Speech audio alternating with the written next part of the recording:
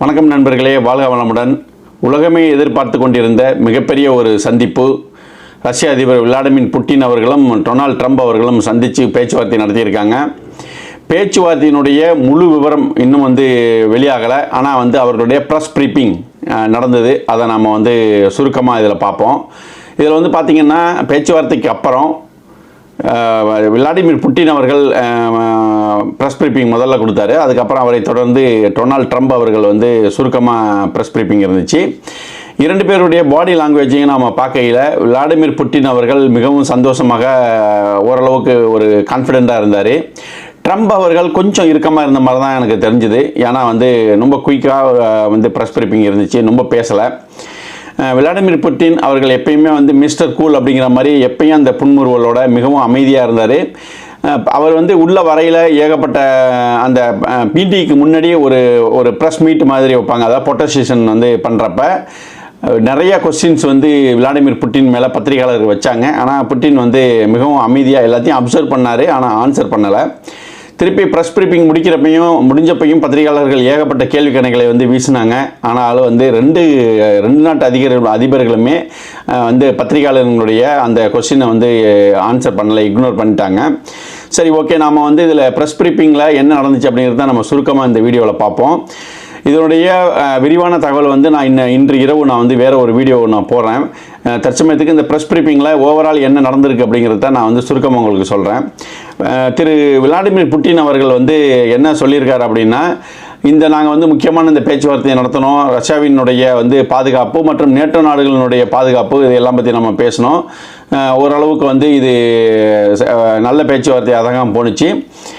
Donald Trump அவர்கள்ட்ட நான் Russia மற்றும் அமெரிக்காவினுடைய ஒத்துழைப்பு, கோஆப்ரேஷன் மற்றும் ட்ரேடு இதையெல்லாம் பற்றி விரிவாக பேசணும்.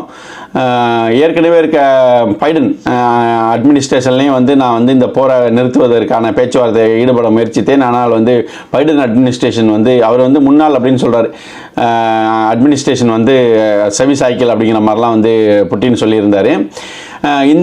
இது இந்த பேச்சுவார்த்தை அடுத்த கட்டத்துக்கு எடுத்து போகிறதற்கு தயாராக இருப்பதான் திரு புட்டின் அவர்கள் சொல்லியிருக்காரு. ஓவராலாக நம்ம பார்க்கையில் இது ஓரளவுக்கு ஒரு மிட்வேல இருக்குது அப்படின்னு தான் நம்ம பார்க்க முடியும். இதே சமயத்தில் ட்ரம்ப் அவர்கள் என்ன சொல்லியிருக்காருன்னா, we both of us agreed many things, still few things need to negotiate, our meet is in midway அப்படின்னு சொல்லியிருக்காரு. அதாவது நிறையா பேச்சுவார்த்தைகள் உடன்பாடு ஏற்பட்டிருக்கு. இன்னும் நிறைய விஷயங்கள் உடன்பாடு ஏற்படுவதற்கு மீண்டும் பேசணும். இந்த சந்திப்பு சிறப்பாக இருந்துச்சு. இது ஒரு பாதி அளவுக்கு தானே பேச்சுவார்த்தை இருக்குது, இதன் தொடர்ச்சி இருக்கும் அப்படின்னு சொல்லி ப்ரெஸ் மீட்டை முடிக்கிறப்ப இவர் விளாடிமிர் புட்டின் அவர்கள் என்ன சொல்கிறார் அப்படின்னா, next meeting will be in Moscow அப்படின்னு சொல்லி ஆங்கிலத்தில். நார்மலாக விளாடிமிர் புட்டின் ஆங்கில புலமை இருந்தாலும் ரஷ்யன் மொழியில் பேசுவாப்பில், அதை ட்ரான்ஸ்லேட் பண்ணி கொடுப்பாங்க. இது முடிக்கிறப்ப ப்ரெஸ் மீட் முடிக்கிறப்ப ஒரு ஆங்கிலத்தில் டைரெக்டாக next meeting will be in Moscow அப்படின்னு சொல்கிறாரு. டொனால்ட் ட்ரம்ப் அதை ஆமோதிக்கிற மாதிரி தலையாட்டுறாரு. ஸோ இதுதான் சுருக்கமாக நடந்தது. நான் இப்போ ஓவரால் அப்சர்வேஷனில் என்ன அப்படின்னா, விளாடிமிர் புட்டின் அவர்கள் ரஷ்ய யூஎஸ் ட்ரேடை பற்றியான முக்கியமான ஒரு ஆஃபர்ஸை இதில் வெளிப்படுத்தியிருக்காரு அப்படிங்கிற மாதிரி தான் எனக்கு தோணுது. அவர் யுக்ரைன் இந்த ரஷ்யாவினுடைய கண்டிஷன்ஸ்க்கெல்லாம் ஒத்து வந்துச்சு அப்படின்னா சீஸ்பயருக்கு, அதாவது சீஸ்பயருங்கிற அறிவிப்பு எனக்கு வந்த மாதிரி தெரியலை. இந்த யுக்ரைன் ரஷ்ய போரை சீஸ்பயரா, அதாவது போரை நிறுத்துவதற்கு இவர் விளாடிமிர் புட்டின் அவர்கள் இந்த அவருடைய கண்டிஷன்ஸ்க்கெல்லாம் ஒத்து வந்துச்சுன்னா நான் நிறுத்துவதற்கு தயாராக இருப்போம் அப்படிங்கிற மாதிரியான பேச்சுவார்த்தை போயிருக்குன்னு என்னுடைய கெஸ். ஆனால் உண்மையான ஒரு விரிவான தகவல் இன்னும் வெளியே வரல. காரணம் ஏன்னா க்ளோஸ்டு டோர் மீட்டிங் மாதிரி நடத்துகிறாங்க. அதோட ஒரு ஸ்மால் ஸ்பின்ச்சஸ் மட்டும்தான் இந்த ப்ரெஸ் ப்ரீப்பிங்கில் வந்துச்சு. இன்னும் விரிவான இந்த இது நமக்கு இனிதான் வெளியே வரும். அவங்க பத்திரிகையாளர்கள் தனித்தனியாக சந்தித்து பேசுகிறப்ப தான் நம்மளுக்கு ஃபுல் டீட்டெயில் நமக்கு வெளியே வரும். ஸோ தற்சமயத்துக்கு ஒரு சிறப்பான ஒரு ஹிஸ்டாரிக் மீட் அப்படின்னு தான் நம்ம சொல்லலாம். சிறப்பாக நடைபெற்றிருக்கு. கிட்டத்தட்ட ஒரு 50% பாசிட்டிவாக தான் போயிருக்கு அப்படிங்கிற மாதிரி தான் நமக்கு தெரியுது. எனக்கு ஓரளவுக்கு நான் முன்னாடியே கணிச்சேன். விளாடிமிர் புட்டின் அவர்கள் போரை நிறுத்துறது தயாராக தான் இருக்கார். ஆனால் இது வரைக்கும் பிடிச்ச நாடுகளை பிடிச்ச இடங்களை கொடுக்க மாட்டார். அது மட்டும் இல்லாமல் யுக்ரைன் வந்து நேட்டோவில் வந்து சேரக்கூடாது. நேட்டோ எக்ஸ்பென்ஷனுக்கு வந்து அவர் மிகப்பெரிய ஒரு அதிருப்தியை வந்து வெளிப்படுத்துகிறாரு. காரணங்கிறது நேட்டோ அப்படிங்கிறது ரஷ்யாவுக்கு எதிரான ஒரு கூட்டமைப்பு. அப்படியே ரஷ்யாவை சுற்றி வந்து ஒரு மிலிட்டரைஸ்டு ஷோனாக வந்து அவங்க மாற்றுறாங்க நேட்டோ. இது வந்து புட்டினுக்கு விருப்பம் இல்லை. எந்த ஒரு நாடுமே இப்போ நமக்கு பக்கத்தில் வந்து ஒரு மிகப்பெரிய ஒரு இராணுவ வலிமை மிக்க நாடுகள் நம்மளை சுற்றி வளைக்கிறாங்கன்னா நம்ம எப்படி எந்த அளவுக்கு ஒரு அதிருப்தியில் இருப்போமோ அதே அதிருப்தியில் தான் திரு விளாடிமிர் புட்டின் அவர்களும் இருக்காரு. அதை வந்து கண்டிப்பாக வெளிப்படுத்தியிருப்பார். நேட்டோ எக்ஸ்பென்ஷன் வந்து ரஷ்யா ஒத்துக்க முடியாது. யுக்ரைன் வந்து நேட்டோவில் சேரக்கூடாது.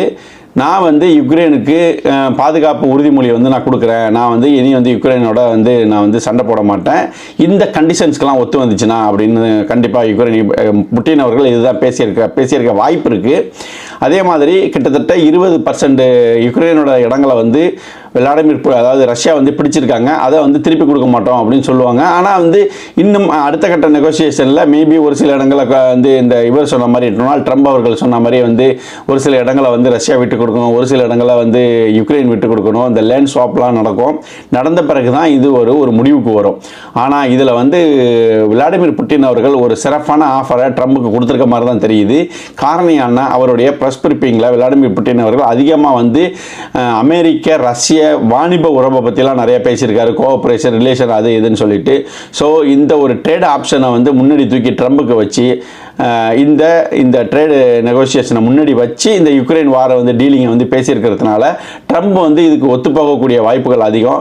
அது இல்லாமல் இந்த ட்ரம்ப் என்ன சொல்லியிருக்காரு அப்படின்னா, நான் வந்து இனி வந்து நேட்டோ லீடர்களோட நான் பேசணும், ஜெலன்ஸ்கியோட பேசணும். இதெல்லாம் வந்து அடுத்த கட்ட மீட்டுக்கு முன்னாடி அடுத்த சந்திப்புக்கு முன்னாடி இது இவங்கள்ட்ட எல்லாம் பேசிட்டு இப்போ வருவோம் அப்படிங்கிற மாதிரியான ஒரு இதை வந்து வெளிப்படுத்தியிருக்காரு மக்களே. இதோடைய ஒரு டீட்டெயில்டு வீடியோ வந்து நான் இன்று இரவு நான் போஸ்ட் பண்ணுறேன். காரணம் முழுமையான விவரங்கள் வந்து என்ன பேசிக்கிட்டாங்கன்னு டீட்டெயில் இது வந்து நமக்கு கிடைக்கல. எது இருந்தாலும் இது வந்து ஓவரால் நான் பார்க்க போகல ஒரு சிறப்பான ஒரு சந்திப்பாக தான் தெரியுது. ரஷ்ய அதிபர் விளாடிமிர் புட்டினுக்கு இது ஒரு அப்பர் ஹேண்டாக தான் எனக்கு தோணுது மக்களே. உங்களுடைய கருத்துக்களை பதிவு பண்ணுங்கள். மீண்டும் ஒரு நல்ல வீடியோ நாளை சந்திப்போம். நன்றி, வணக்கம்.